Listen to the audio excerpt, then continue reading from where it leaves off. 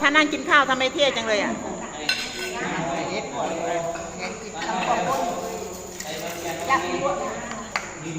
ยายสวัสดีค่ะก่อนยายสวัสดีค่ะสวัสดีค่ะเดี๋ยวไปกินแ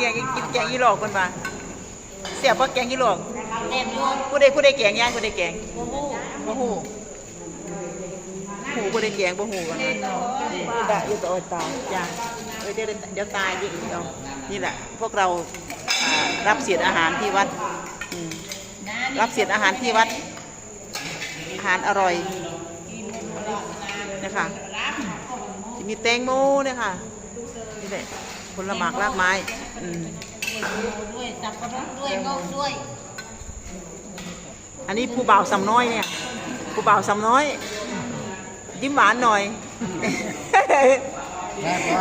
ผู้บ่าวเหลียน้อยผู้บ่าวเหลียน้อยผู้บ่าวเหลียหน่อยโอ้อยู่กับลูกกับหลานไปเห็นหน้ากันทุกวันพระก็ดีใจแล้ว